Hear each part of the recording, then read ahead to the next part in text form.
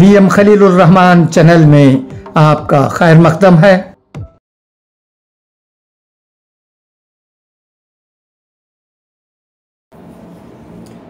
السلام علیکم ورحمۃ اللہ وبرکاتہ۔ شیخ الحدیث حضرت مولانا محمد زکریا صاحب رحمۃ اللہ علیہ کی کتاب فضائل اعمال جلد اول پہلا باب سبق 6 پڑھتا ہوں، سنے گا۔ حضرت خباب رضی اللہ تعالیٰ عنہ بن الارت کی تکلیفیں۔ حضرت خباب رضی اللہ تعالیٰ عنہ بن الارت بھی انہی مبارک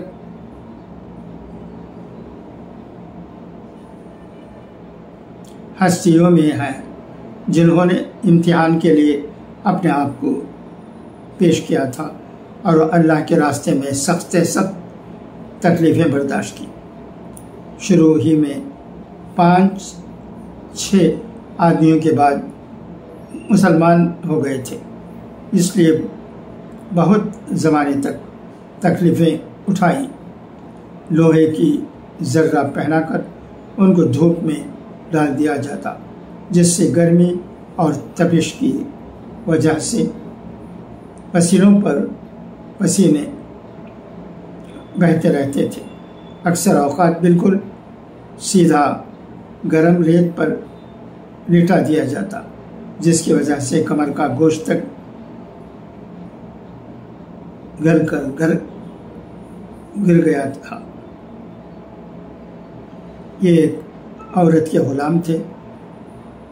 اس کو خبر پہنچی کہ یہ حضور اقدس صلی اللہ علیہ وسلم سے ملتے ہیں، تو اس کی سزا میں لوہے کو گرم کر کے ان کے سر کو اس سے داغ دیتی تھی۔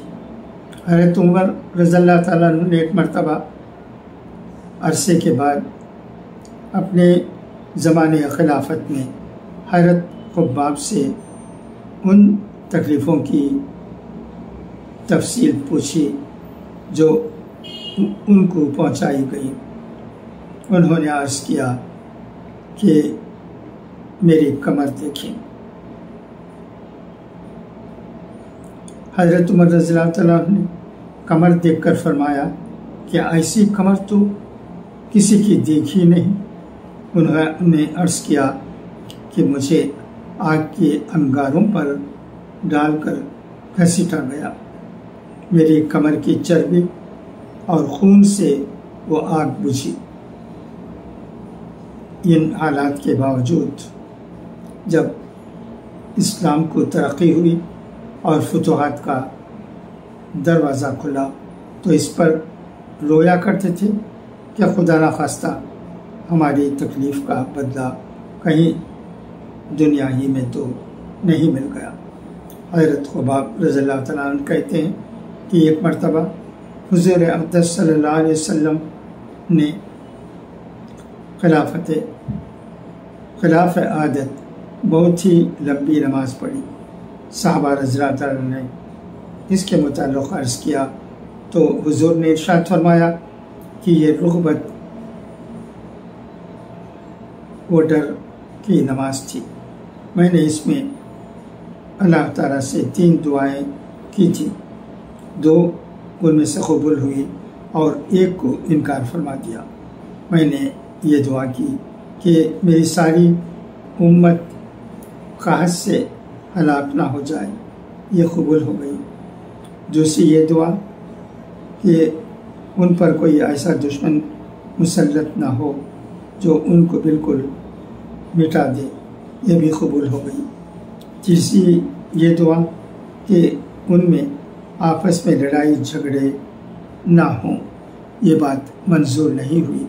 حضرت خباب رضی اللہ تعالیٰ عنہ کا انتقال 37 ہجری میں ہوا اور کوفہ میں سب سے پہلے صحابی یہی دفن ہوئے۔ ان کے انتقال کے بعد حضرت علی کرم اللہ وجہہ گزر ان کی خبر پر ہوا تو ارشاد فرمایا اللہ خباب رضی اللہ تعالیٰ عنہ پر رحم فرمائے۔ اپنی رغبت سے مسلمان ہوا اور خوشی سے ہجرت کی اور جہاد میں زندگی گزارتی اور مصیبتیں برداشت کی۔ مبارک ہے وہ شخص جو قیامت کو یاد رکھے اور حساب کتاب کی تیاری کرے اور گزارا کے مطابق مال پر قناعت کرے اور اپنے مولا کو راضی کرے۔ فائدہ: حقیقت میں مولا کو راضی کر لینا انہی لوگوں کا حصہ تھا کہ ان کی زندگی کا ہر کام مولا ہی کی رضا کے واسطے تھا۔ اچھا، تو اب اجازت، انشاءاللہ پھر کل ملاقات ہوگی۔